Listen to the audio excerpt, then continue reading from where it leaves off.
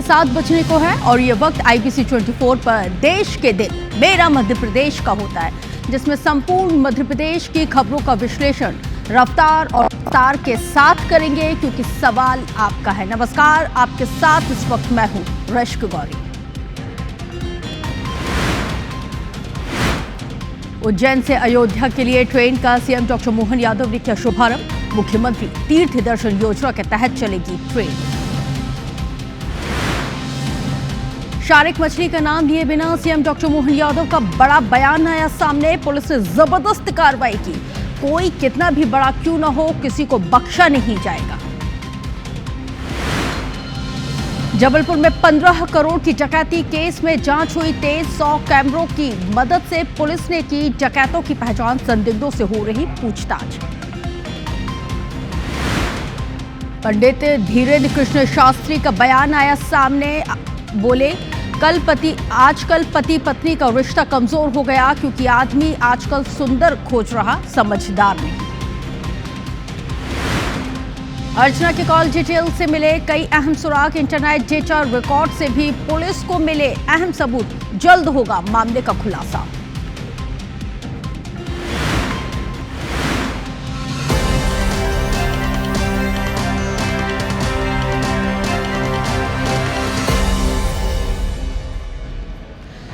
तो चलिए, मेरा मध्य प्रदेश में सबसे पहले बात करेंगे अर्चना की तलाश कॉल डेटा से आज। जी हां, क्योंकि भोपाल पहुंचे अर्चना के भाई अंशुल तिवारी का बयान इस वक्त सामने आया है। इंदौर में हॉस्टल के सामने आने वाली कार के सीसीटीवी फुटेज को लेकर उन्होंने कहा है कि किसी केस में हरदा गई हुई थी मेरी बहन, उसी गाड़ी से वो लौटी हुई थी। हमने जीआरपी के साथ सीसीटीवी कैमरे भी चेक किए हैं। अर्चना हर एक बात को शेयर किया करती थी। उसका सबसे जो नेचर है वो सबसे मिलने जुलने वाला था। वो बेहद मिलनसार, बहुत ज़्यादा नेचर की नहीं थी जिस तरह से किसी को उस पर शक हो। तो सबसे मिलनसार थी, नेचर था, किसी को किसी तरह से कोई शक नहीं हो। हम यही चाहते हैं हमारी बहन सुरक्षित घर वापस आ जाए। क्या कुछ उसके भाई ने कहा है, आइए आपको सुनवाते हैं।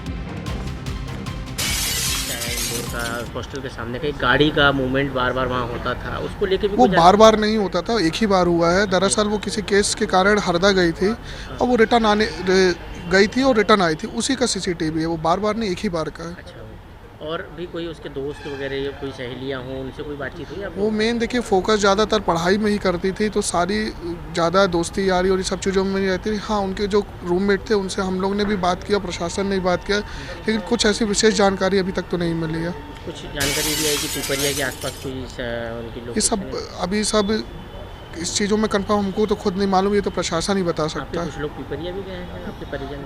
हमारे सारे यानी जीआरपी टीम या रेलवे टीम हमको खुद ही अपनी जगह साथ लेके जाती है। तो हम लोग वहाँ जा रहे हैं। यहाँ पर हम तो एक बार जाके आ चुके, आज फिर आए हैं। और बाकी हमारे 2-3 भाई लोग कंटिन्यू यहीं रुके हुए हैं। और इटारसी पे भी सर लोगों ने जो टीम बनाई है उनके साथ हम लोग ने कैमरा वैमरा चेक किया है। तो अभी तो ऐसा कुछ विशेष रूप से नहीं मिला। तो आपने अर्चना के भाई को सुना है। उन्होंने IBC 24 करते हुए कहा है कि वो सिर्फ अपने काम से काम रखती थी और उसका नेचर जो था वो बेहद, जिसकी वजह से वो अपनी हर एक बात करती थी। और क्योंकि मिलनसार नेचर था, इसलिए किसी तरह की कोई शक की गुंजाइश नहीं है। हम चाहते हैं कि हमारे घर की बच्ची, मेरी बहन सुरक्षित वापस घर आ जाए।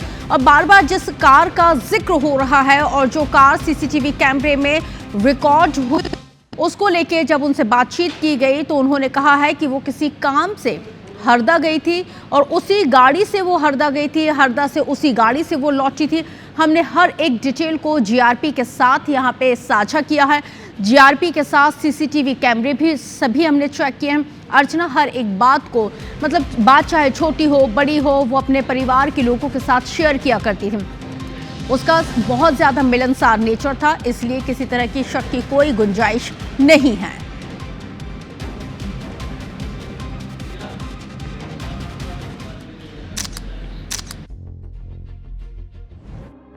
हॉस्टल से बैग लेकर निकलती ये युवती अर्चना तिवारी है। कटनी की रहने वाली अर्चना तिवारी इंदौर के सत्कार हॉस्टल में रहती थी। जज बनने के लिए परीक्षा की तैयारी कर रही थी, लेकिन 7 अगस्त को अर्चना बैग लेकर हॉस्टल से निकली अपने घर कटनी जाने के लिए। जिस ट्रेन में वो बैठी वो ट्रेन कटनी पहुंच गई। जो बैग वो लेकर निकली थी वो बैग भी परिजनों को मिल गया, लेकिन अर्चना अब तक नहीं मिली। परिवार के लोगों ने बहुत तलाशा। जब अर्चना नहीं मिली तो कटनी जीआरपी थाने में जानकारी दी गई, लेकिन अर्चना की आखिरी लोकेशन तो भोपाल स्टेशन पर ट्रेस की गई। इसलिए अर्चना की गुमशुदगी का मामला रानी कमलापति जीआरपी थाने में दर्ज किया गया। भोपाल रेल पुलिस सरगर्मी के साथ अर्चना की तलाश कर रही है। अब पुलिस को अर्चना के मोबाइल फोन के कॉल डेटा रिकॉर्ड से अहम सबूत मिले हैं। इसके साथ ही इंटरनेट डेटा रिकॉर्ड से अहम सबूत मिले हैं। अर्चना की तलाश में उसके परिजन भोपाल जीआरपी थाने भी पहुंचे।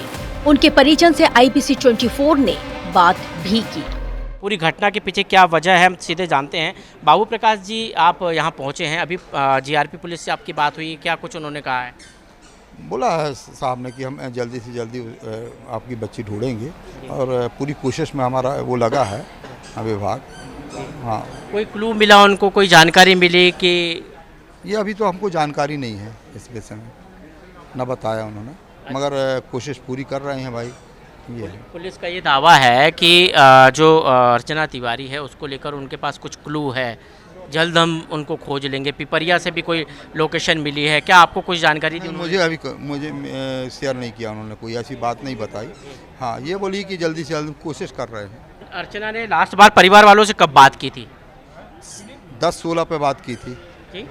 10-16 पे बात की थी 7 तारीख को। अच्छा, आपको क्या लग रहा है? हमारी तो जान जा रही है, हमारी बच्ची नहीं मिल रही है। कोई आपको किसी पे शक हो? कोई ऐसा? किसी के ऊपर शक नहीं। और हम तो पब्लिक को भी निवेदन करते हैं कि किसी को यदि मेरी बच्ची मिले तो उसको मेरे घर में पहुंचाया जाए, थाने में पहुंचाया जाए साहब के पास, तो जो उचित इनाम होगा वो भी हम देने को तैयार हैं। उधर खजुराहो सांसद BD शर्मा ने भी इस पूरे मामले पर नजर बनाकर रखी है और कहा है कि पुलिस जल्द ही खुलासा करेगी। अर्चना तिवारी के बारे में जैसे ही मुझे जानकारी मिली थी, जीआरपी को, भोपाल पुलिस और कटनी पुलिस को तत्काल उस संबंध में बातचीत हुई है और प्रभावी तरीके से पुलिस प्रशासन और जीआरपी काम कर रही है। जो आज तक की जानकारी है कि प्रशासन ने और जीआरपी ने जो काम किया है, तो वो एक स्टेज तक पहुंच रहे हैं कि उसे बहन क्या हुआ ये तो कुछ कहा नहीं जा सकता, लेकिन पुलिस और जीआरपी दोनों मिलकर के इस पर गंभीरता से काम कर रहे हैं। जल्दी ही मुझे लगता है कि उसके बारे में कुछ जानकारी मिलेगी। अब आपको शुरू से बताते हैं अर्चना केस में अब तक क्या हुआ। अर्चना तिवारी 7 अगस्त की शाम इंदौर से कटनी जाने के लिए निकली। इंदौर से ट्रेन 18233 इंदौर बिलासपुर नर्मदा एक्सप्रेस के B3 कोच में बैठी। 8 अगस्त को ट्रेन कटनी साउथ स्टेशन पहुंच गई, लेकिन अर्चना नहीं आई। अर्चना का बैग उसकी सीट पर मिला। मोबाइल की आखिरी लोकेशन भोपाल मुख्य स्टेशन मिली। रानी कमलापति जीआरपी थाने में गुमशुदगी का मामला दर्ज किया गया। 4 जिले जबलपुर, भोपाल, इंदौर, इटारसी की पुलिस अर्चना की तलाश में जुटी। नर्मदापुरम में नर्मदा नदी में सर्चिंग की गई। भोपाल से इटारसी के बीच जंगलों में तलाशा जा रहा। भोपाल रेल पुलिस ने अर्चना की तलाश में 3 टीमें गठित की। अर्चना की तलाश में पुलिस की टीमें लगी हुई हैं। अब देखना तो ये होगा कि आखिर कब तक अर्चना की मिस्ट्री सुलझेगी। कटनी से विकास बर्मन के साथ विवेक पटैया, IBC 24 भोपाल। तो देखिए, वोट चोरी पर संग्राम और कांग्रेस का गद्दी छोड़ो अभियान, जी हां, इसी पर करेंगे बात, क्योंकि मध्य प्रदेश में भी वोटों की चोरी हुई है और ये दावा कांग्रेस कर रही है। और कांग्रेस ये भी कह रही है कि साल 2023 के विधानसभा चुनाव और साल 2024 के लोकसभा चुनावों में पार्टी की हार सिर्फ और सिर्फ वोटों की चोरी की वजह से हुई है। कांग्रेस का यह भी कहना है कि चुनावी लहर कांग्रेस के फेवर में थी, कांग्रेस के साथ थी, लेकिन नतीजों में सब कुछ उल्टा हुआ। बहरहाल कांग्रेस के तमाम सवालों के जवाब चुनाव आयोग को देना है, क्योंकि उंगली चुनाव आयोग पर उठ रही है। उधर बीजेपी कांग्रेस की नीयत पर ही सवाल खड़े कर रही है। इस रिपोर्ट को देखिए। कांग्रेस ने चुनाव आयोग को निशाना बनाते हुए बीजेपी के खिलाफ बड़ा मोर्चा खोल दिया है। MP में कांग्रेस ने वोट सत्याग्रह की शुरुआत कर दी है। रीवा के बाद अब कांग्रेस 14 अगस्त को ग्वालियर और 15 अगस्त को भोपाल में तिरंगा यात्रा के माध्यम से ये साबित करने की कोशिश करेगी कि मध्य प्रदेश में बीजेपी ने वोटों की चोरी की है। कांग्रेस ने यह भी दावा किया है कि 2018 के चुनावों में कांग्रेस की शिकायत पर 24 लाख फर्जी वोटर्स को चुनाव आयोग ने हटाया था। उस वक्त जीत कांग्रेस की हुई थी। दरअसल कांग्रेस की पॉलिटिकल अफेयर कमेटी की बैठक में यह फैसला हुआ है कि पार्टी को घर घर जाकर वोटर को यह बताना होगा कि उनका वोट चोरी हुआ है और उसी चोरी के वोट से बीजेपी ने न सिर्फ एमपी में सरकार बनाई है बल्कि केंद्र की सत्ता में भी उसी चोरी से काबिज हुई है। 14 अगस्त से वोट चोर गद्दी छोड़ कैंडल लाइट मार्च ब्लॉक, मंडल और जिला स्तर पर निकाला जाएगा। 22 अगस्त से 7 सितंबर तक विशाल वोट चोर गद्दी छोड़ रैली आयोजित की जाएगी। 15 सितंबर से 15 अक्टूबर तक राष्ट्रव्यापी वोट चोर गद्दी छोड़ हस्ताक्षर अभियान चलाया जाएगा। इस अभियान में 5 करोड़ से अधिक लोगों तक पहुंचने का लक्ष्य है। कांग्रेस के सीनियर लीडर और राज्यसभा से सांसद विवेक तन्खा ने कहा कि कांग्रेस के सवालों से चुनाव आयोग क्यों डर रहा है और सवालों का जवाब क्यों नहीं दे रहा है। अगर हम नहीं लड़ेंगे तो लड़ेगा कौन? सपोज आज कांग्रेस पार्टी मौन हो जाए तो आप में से कौन अपने अधिकार के लिए इस तरह से लड़ सकता है? और ये हम लड़ाई अपने लिए नहीं लड़ रहे हैं, देश की जनता के लिए लड़ रहे हैं। 15 सितंबर से 15 अक्टूबर 2025 राष्ट्रव्यापी वोट चोरी गद्दी छोड़ हस्ताक्षर अभियान किया जाएगा। देश के अंदर 5 करोड़ से अधिक लोगों को हस्ताक्षर अभियान का रखा गया है। जाहिर है मध्य प्रदेश में कांग्रेस वोट चोरी के मुद्दे को उठाकर सियासी माइलेज लेना चाहती है, लेकिन बीजेपी कांग्रेस के आरोपों पर यह कहती है कि अगर वोट चोरी हुए हैं तो राहुल गांधी 2-2 सीटों से चुनाव कैसे जीत गए। बीजेपी के सीनियर मंत्री प्रहलाद पटेल ने कहा कि कांग्रेस के सारे नैरेटिव अक्सर फेल हो जाते हैं जो बीजेपी के खिलाफ कांग्रेस गढ़ने की कोशिश करती है। है कि नैरेटिव बनाने से दुनिया नहीं चलती है, पर हमारी संस्थाओं के खिलाफ जिस प्रकार से कांग्रेस ने अभियान चलाया है, एक सोची समझी उनकी रणनीति हो सकती है, लेकिन बेहद शर्मनाक है। चुनाव आयोग पर ठीकरा फोड़ देने से काम नहीं चलेगा। यदि चुनाव आयोग गड़बड़ करता होता तो राहुल जी क्या आप 2-2 जगह से लोकसभा चुनाव जीत जाते? फिलहाल वोट की धांधली पर एमपी में सियासत गर्म है। कांग्रेस राहुल गांधी के बयान के बाद मध्य प्रदेश में चार्ज नजर आ रही है। कांग्रेस अब इस मुहिम को वोट चोरों गद्दी छोड़ो के नारे के साथ अभियान की शक्ल देने जा रही है। कांग्रेस को उम्मीद है कि आज की गई मेहनत का असर 2028 के चुनावी नतीजों में नजर आएगा। नवीन कुमार सिंह, IBC 24, भोपाल। अपनी बात कहेगा, लेकिन बात को कहने के बाद जब रिजल्ट आया तो सिर झुका करके भाजपा भी वो पार्टी है जिसके नेता ने अपोजिशन के पद को स्वर्गीय भारत रत्न अटल बिहारी वाजपेयी जी ने 50 साल तक अपोजिशन में रह करके अपनी भूमिका अदा की। अभी तो 10 ही साल हुए और 10 साल में ये जिस तरह से कपड़े फाड़ रहे हैं, बड़ा दुर्भाग्य के साथ कहना पड़ेगा, इससे लोकतंत्र कमजोर होगा। मैं आपके माध्यम से अपील करना चाहूंगा राहुल गांधी जी से और उनकी पार्टी के नेताओं से, वे अभी भी अपने को यथार्थ में जीने की आदत डालें, जनता के लिए वो काम करना सीखे, विरोधी दल की ढंग से भूमिका निभाए। केवल संविधान की पुस्तक लहराने से काम नहीं चलेगा, संविधान के अंतर्निहित भावनाओं के आधार पर अपना आचरण भी करें। और अतीत में 100 बार उनकी पार्टी ने संविधान संशोधन करके संविधान की आत्मा को कुचलने का प्रयास किया था। वो किए गए पापों के लिए अपने आप को क्षमा मांगे। मैं आज के इस अवसर पर, जैसे मैंने प्रारंभ में भी कहा, कि हम कुल मिलाकर के घर घर तिरंगा हर घर तिरंगे के अभियान के अंतर्गत आए। इसलिए राजनीति न करते हुए विकास परक एजेंडे को लेकर के हम हमारी सरकार के साथ लगातार चल रहे हैं और हमें संतोष इस बात का, जिस प्रकार का वातावरण देश और दुनिया में बना हुआ है, भारत अपनी तीसरी आर्थिक ताकत बनने के लिए से प्रधानमंत्री जी ने कहा है। माननीय प्रधानमंत्री श्रीमान नरेंद्र मोदी जी के नेतृत्व में भारत तीसरी आर्थिक शक्ति की तरफ बढ़ते हुए 2047 तक सिरमौर बनने के लिए, भारत को दुनिया के अंदर आदर्श राज्य बनाने के लिए, वो भूमिका के लिए हम सब सन्नद्ध हो जाएं। इसी भाव के आधार पर हम सब काम करते रहेंगे। एक बार फिर मेरी अपनी ओर से आपका धन्यवाद। राहुल गांधी चुनाव में पेश हुए थे गोडसे के मामले में, वहाँ उन्होंने बयान दिया है कि ये जो लोग हैं जिनने शिकायत की है, ये गोडसे के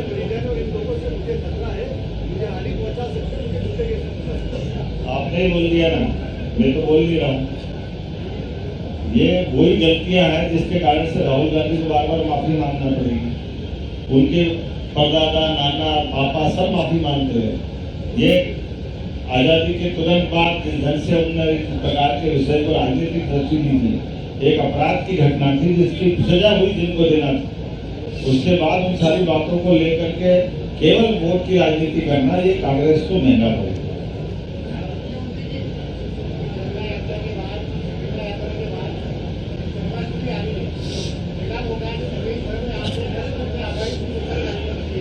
बहुत अच्छा, ये बात सही है। भगवान कृष्ण की जन्माष्टमी 16 अगस्त को आ रही है और ये भी कमोबेश कई विद्वानों ने मुझे कहा और हम भी इसको देखते हैं कि सच्चे अर्थों में तो भगवान कृष्ण ने भी लोकतंत्र की लड़ाई लड़ी। ये दुनिया के इतिहास में पहली बार हुआ कि कंस को मारने के बाद उसकी सत्ता को अपनी खुद ने अपनी कुर्सी समझी और उनके पिताश्री को उग्रसेन को राज्य दिलाया। दूसरी बार महाभारत का भी बड़ा युद्ध हुआ और भगवान कृष्ण ने स्वयं कोई सिंहासन नहीं लिया, उसमें युधिष्ठिर ने अपनी विजय प्राप्त की। ऐसे कई घटनाक्रम बताते हैं जिसमें भगवान कृष्ण ने धर्म की लड़ाई लड़ी। तो हम तो अतीत के भी गौरवशाली पक्ष को देखें, हमारे भगवान राम ने भी लंका जीत ली, लेकिन कुर्सी को महत्व नहीं दिया, विभीषण को राज्य दिया। हमारे सामने ऐसे हमारे महापुरुषों के, हमारे देवताओं के उदाहरण भरे पड़े। इसलिए इसी कारण से लोकतंत्र की जड़ें दुनिया में सबसे गहरी हमारे यहाँ है। हमने जरूर मध्य प्रदेश में जन्माष्टमी के माध्यम से भगवान कृष्ण की जहाँ जहाँ लीलाएं हुई, ऐसे लीलाओं के तीर्थ बनाने के लिए, जैसे ये जाना पाओ हमारा इंदौर के पास का, जहाँ 7 नदियों ने अपना उद्गम मान करके वहाँ की धाराएं निकली है, ऐसी जाना पाओ की पहाड़ी पर महर्षि परशुराम ने भगवान कृष्ण को सुदर्शन चक्र दिया, ऐसा इतिहास है। हम चाहेंगे कि भगवान कृष्ण का वो परशुराम जी द्वारा दिया गया ऐतिहासिक पल दुनिया के सामने अमर हो जाए। इसी प्रकार से माता रुक्मिणी के हरण के समय भगवान कृष्ण का धार के पास अमझेरा में युद्ध हुआ था, इसलिए वो इतिहास भी द्वारका, मथुरा, गोकुल, वृंदावन के समान वो भी तीर्थ बने।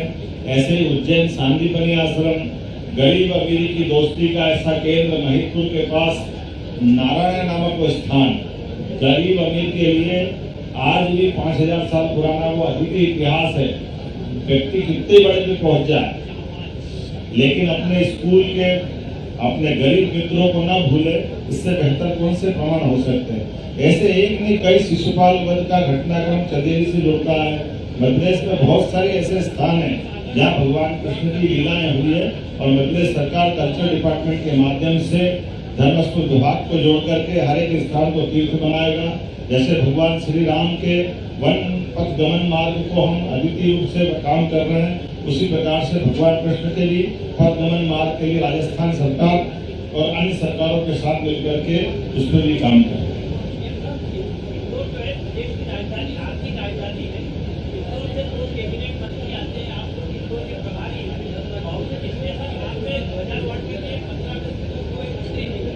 ये आपकी गलत फहमी है। देखिए, हमारे सारे मंत्री अपने अपने प्रभार के जिले में झंडा वंदन करने जा रहे हैं। अब ये तो अलग बात है कि जिले हमारे 55 और मंत्री हमारे 32, तो कुछ तो खाली रहेंगे। मैं क्या करूँ उसमें? तो आप थोड़ा स्मरण कर लें, तो हमारे लिए जब 26 नवंबर आएगी हम झंडा वंदन करने आ जाएंगे, हमको क्या मना है। तो मुझे लगता है कि आज के अवसर पर सारी बातें आ गई।